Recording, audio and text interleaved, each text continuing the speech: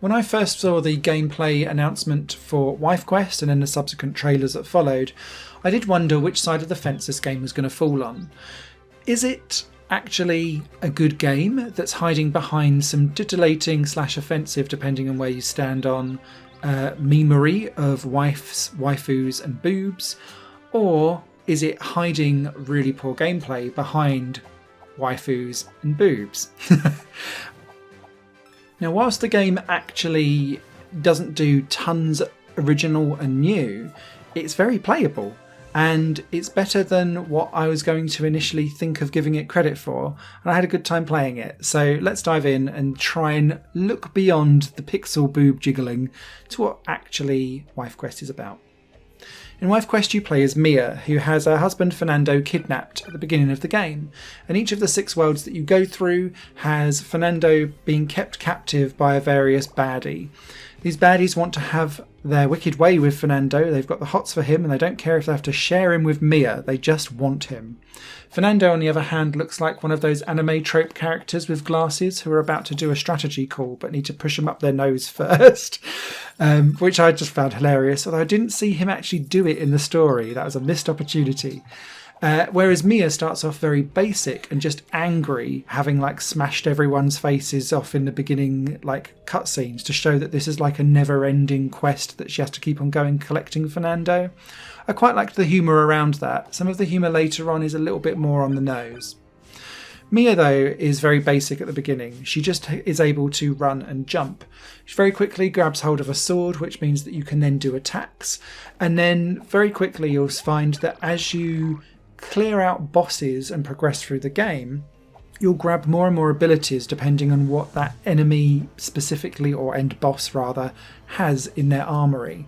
So you'll gain a shield, which then means that you can bat back attacks. Very helpful for ranged attacks because quite a lot of the enemies are like archers, and so very handy to bat back those attacks and then run forward and do a little attack extra if you need to. But then after that you'll get the ability to have butterfly wings and glide. So it's not just jumping, it's now jumping and gliding, which means you can cover longer distances. That opens up how the levels are then structured and changes the way how the game plays slightly. After that you'll then get the ability to do a power attack, almost like you're clubbing through a wall, which then allows you to break things, and that again opens up new gameplay elements, and this kind of pattern continues as you go through the game, completing a boss, unlocking what their new thing is, and continuing on from there.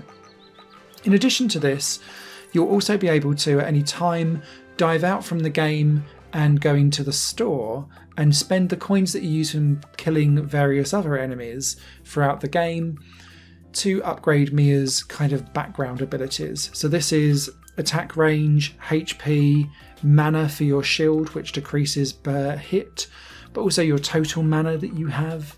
And then a backpack as well, which can then help you store additional potions in. So that could be for replenishing HP or mana.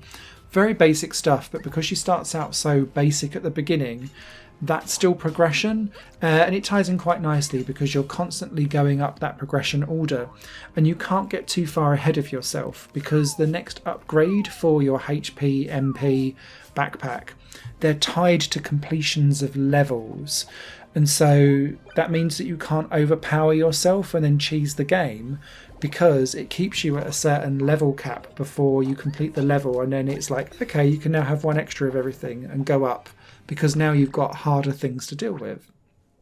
From that perspective, Wife Quest works really, really nicely, and it means that the game is quite challenging. Each world has 15-ish areas that you complete. A couple of those are normally cutscenes though, and the last one, or second last one usually, is an end boss, which you then have to conquer, and the end bosses for each world usually are quite a significant step up in difficulty compared to anything else that you've seen before. So I did run into some difficulty spikes, particularly around the third and fourth bosses, where I just couldn't clear them for a while and got quite like with the game, because it was testing you in ways and in platform precision that you just aren't expected to do so in these much more open, forgiving areas. That being said, there are also some precision areas in the game itself, just navigating through levels, and they were some of the things that I struggled with most, particularly on a section very early on with leaves that fell from the sky. You were supposed to be able to jump from leaves as you went across these different stages as they floated down, but they shifted from side to side, and the platforming, whilst it's okay, it's kind of slightly rigid, and so it doesn't lend itself well to that specific type of platforming, so I just kept falling down all the time. Not only that, but the actual climbing back up again and waiting for leaves to fall meant that sometimes you'd be waiting upwards of 30 seconds before you could start this type of thing again.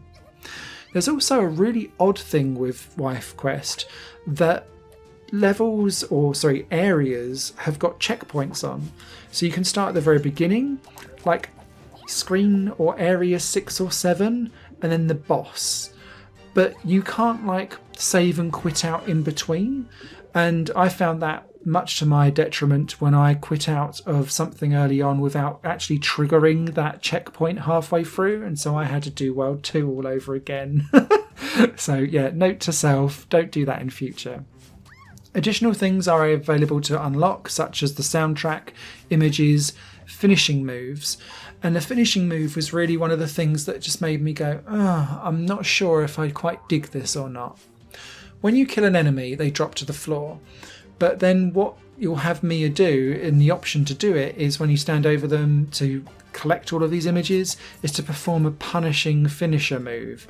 So she'll jump on their bum or their boobs, or grab their hair or tail and yank it a few times. Alongside that, you'll get really sexualized, and then the character will disappear. And whilst you only need to do this once with every type of character that you kill so that you collect what they've got, it got old fast, and there was no incentive to keep doing it apart from the hilarity of doing this, because it didn't give you any extra coins or anything like that. So in the end I started to just ignore doing it because I was too busy just enjoying and playing the game and the actual challenge that it provided.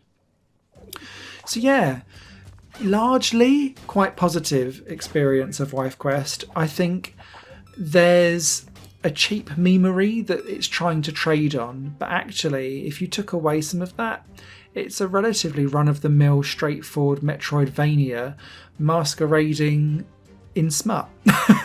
So that might be perfect for you. For me, some of the smut got a little bit long in the tooth. I enjoyed the story aspect of it, didn't enjoy the finishing move aspect of it, got bored of that and stopped doing it very quickly. But yeah, relatively well balanced. Does what it says on the tin. Written review over on highplanegames.com. Don't expect absolute wildness here. Do expect a little bit of a challenge as you make your way through some of those final stages though. Take care. Higher Plane Games is part of the Higher Plane Network, a completely independent media outlet supported by people like you. The goal is to create the best possible content that cultivates a richer indie scene for games as well as music and entertainment. To find out more and to get involved, visit patreon.com/Higher Network. Your support makes all the difference, and in return you'll gain access to bonus content and downloads. Thank you for watching.